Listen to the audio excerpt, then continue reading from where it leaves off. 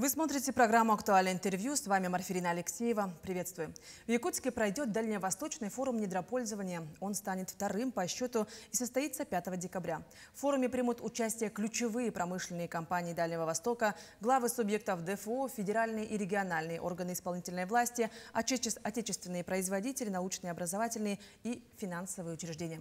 О задачах форума и темах обсуждения мы поговорим сегодня. Наш гость в студии Максим Терещенко, министр промышленности и геологии Якутии. Максим Викторович, здравствуйте. Здравствуйте.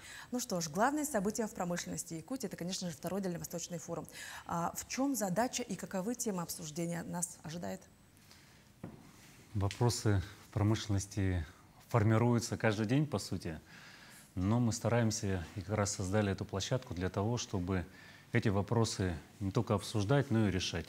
И, в принципе, те решения, которые были приняты, например, 2 года назад, уже видны сегодня формы конкретных, понятных результатов. Поэтому из важного, конечно, подвести предварительные итоги года и в геологии, и в промышленности за проходящий, пока еще 2025 год, но уже определенные планки, цели мы для себя видим, конечно.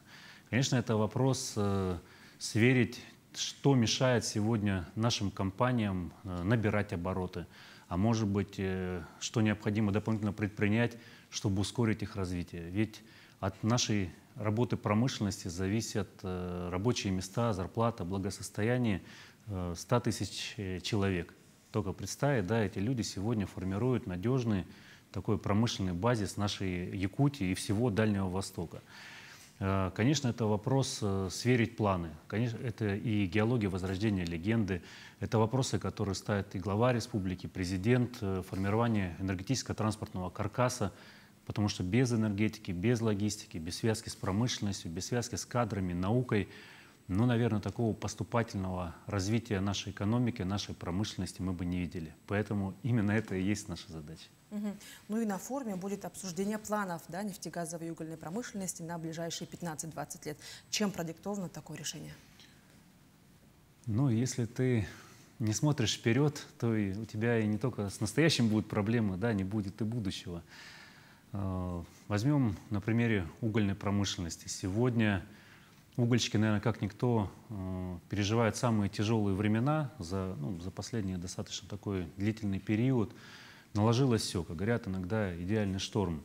Здесь и санкции, и пониженные, то есть скидки по нашему углю вынужденные, которые формируют западные страны. Это и вопросы логистики, это и кадровый дефицит определенный, и много-много чего еще к этому присовокупилось, соответственно, экспортные и импортные пошлины.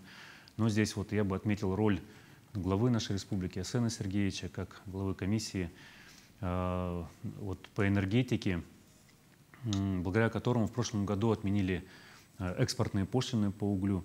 И я к чему? Если смотреть только текущий год, либо наступающий, можно просмотреть те циклы, которые наблюдаются в тех либо иных отраслях раз в 5 лет, в десятилетку, и, соответственно, не видеть главного, то есть не увидеть проблемы наступающие, не воспользоваться возможностями, которые могут созданы. И сейчас происходит пересмотр, например, энергостратегии до 2050 года Минэнерго Российской Федерации. Как раз угольная площадка у нас этой тематике посвящена, чтобы Якутия и была вписана очень яркой строкой в этой стратегии, и, соответственно, мы вместе с нашими угольными компаниями эти задачи выполняли. Но это касается и по нефти, газу. Мы сегодня в топ-5 по стране и в этих обеих отраслях. Мы сегодня в топ-3 по золотодобыче, но это все системная работа. Не сегодняшним днем живем, а смотрим на перспективу. Да, действительно. И недавно глава Якутии провел очередное заседание Госсовета, где обсудили развитие Восточного полигона. Как сейчас обстоит ситуация с железными дорогами и углем, как в целом ситуация с отраслью? Немножко начали говорить, но если говорить именно об этом. Вопрос многогранный. Это, конечно, в силу ряда обстоятельств. Мы-то в Якутии всегда верили и понимали значимость и БАБа, и в целом Восточного полигона железных дорог. И предпринимали меры для того, чтобы появлялись новые угольные разрезы, новые предприятия, набирали обороты. Но, к сожалению, в силу ряда тех либо иных решений, вся угольная отрасль столкнулась с дефицитом на этом важнейшем транспортном направлении, особенно после ввода санкции в европейской части нашего континента. Что здесь? Можно опустить руки, но страна сконсолидировала свои усилия, сегодня расширение идет, но мы понимаем, чтобы выйти за определенный следующий порог, это дело еще последующих лет 5. Оставаться на тех же объемах, да, вот у нас, кстати, я отмечу, на самом деле, очень хорошая конструктивная работа, диалог с российскими железными дорогами, с ее восточным блоком очень хорошо выстроен, мы регулярно сверяемся, компании в постоянном диалоге. 26 миллионов тонн, вот сегодня то, что нас ограничивает по экспорту. Но отмечу работу, сначала у нас велась компания «Колмар», например, ГОК-Наглинский, ГОК-Денисовский, это обогатительные мощности. Следом прорыв во всей отрасли нашей страны сделала компания «Эльга». Там, по сути, целый городок такой построен из обогатительных фабрик. Зрелище впечатляет, и эта картина, фотография, она весь мир облетела, вот всех поразила, удивила. То есть, когда мы от рядового угля уходим в уголь, который приносит дополнительную маржинальность, позволяет сократить сроки окупаемости инвестиций. Когда все говорят о доходах, забывают о том, что кто-то когда-то привел кредитные средства, что их вложили в нашу промышленность, в нашей Якутии. Да? То есть, поэтому здесь двигаемся в этом направлении, чтобы в тех же объемах, но вести более маржинальный уголь, соответственно. Важно находить новых партнеров, конечно, при этом. Здесь очень серьезная работа.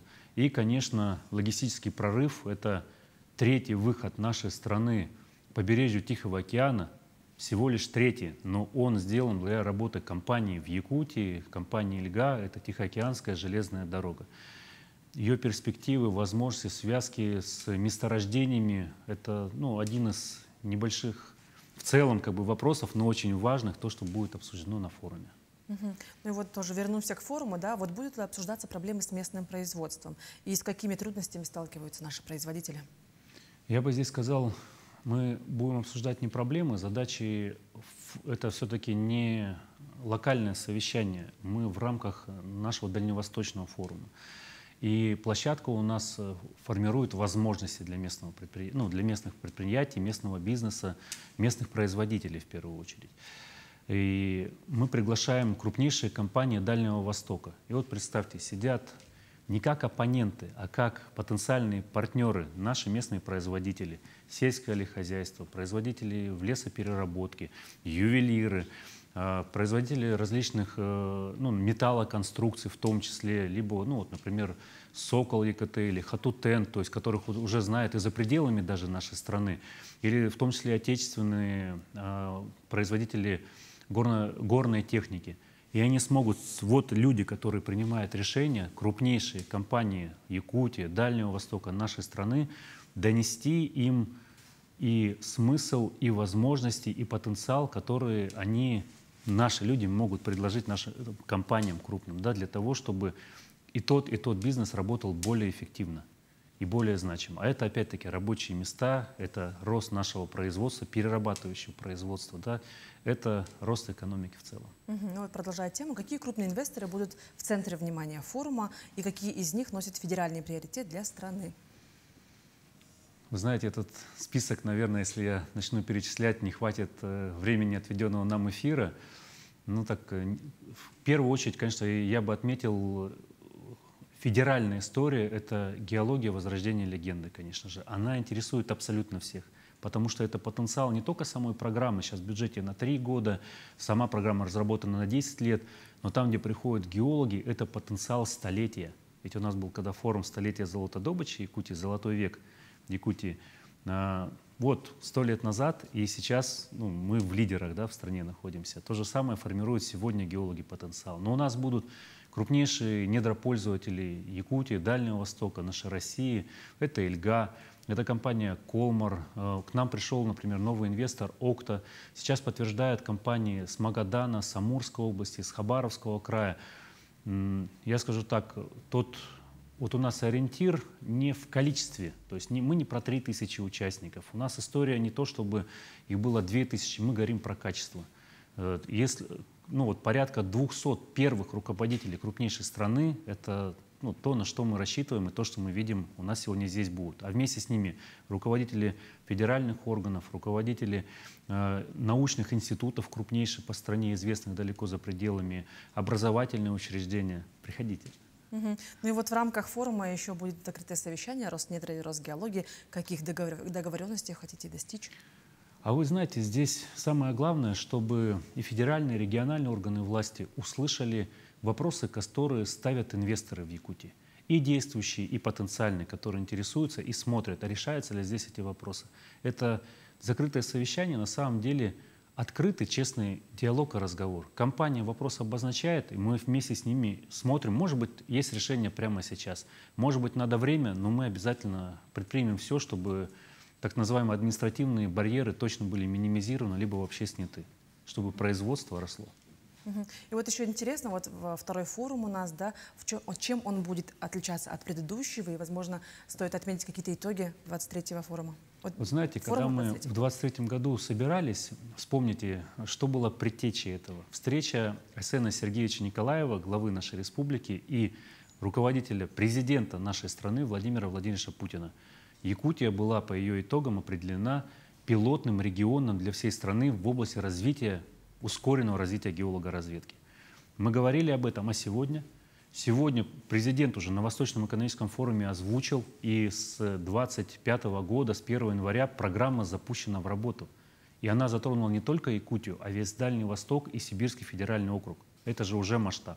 Уже первый год есть, мы смотрим уже теперь на выход геологических партий в 2026 году, то есть, соответственно, результаты, которые мы ожидаем после этого. Компании присматриваются, какие сделать инвестиции. У нас появились новые проекты за это время, то есть мы сейчас обсудим новых инвесторов. Вот вчера буквально совещание, интересуются живо, чтобы приехать к нам. Покажем возможности, каждый сверит для себя потенциал, где у кого перенять опыт. Выезды на предприятия уже между большими командами производственников осуществлены. Но можно такой маленькой изюминкой поделюсь, но очень важной. Первые всходы. У нас в этом году, как раз в рамках нашего форума, впервые в стране проходит Олимпиада по промышленности среди ребят. И она посвящена 25-летию, как и наш форум, Дальневосточного федерального округа и 120-летию Минпромторга нашей России. И финал состоится как раз в канун нашего форума, и победители будут награждены на нашем форуме. Помимо этого, у нас впервые состоится геологическая елка в нашем центре геологического образования. Это гимназия ЦГО города Якутска. И я уверен, там точно у нас появятся новые геологи, которые точно у нас в Якутии, на нашем Дальнем Востоке сделают новые важные открытия. Ну что ж, и вот как вы считаете, сможет ли форум вывести отношения регионов ДФО на новый уровень взаимодействия не только в промышленности, но и в целом? Несомненно. И я скажу так, у нас уже есть даже примеры, когда на крупных федеральных форумах появляются площадки по аналогии, которые сформировал наш форум. Вот это чисто открытый диалог с властью, например, да, и еще ряд других, то есть площадок, и нам это приятно. То есть, значит, мы делаем правильные вещи, которые, и мы открыты к этому копированию, передаче опыта. Самое важное, чтобы было движение вперед, появились новые решения, они точно будут в резолюции. Я уверен, и наша республика, и федеральные органы власти, и весь Дальний Восток точно сделает новый рывок вперед в промышленности. Ну что ж, Максим Викторович, спасибо, что вы уделили время, ответили на наши вопросы. Спасибо вам, удачи. Это была программа «Актуальное интервью». До встречи в эфире.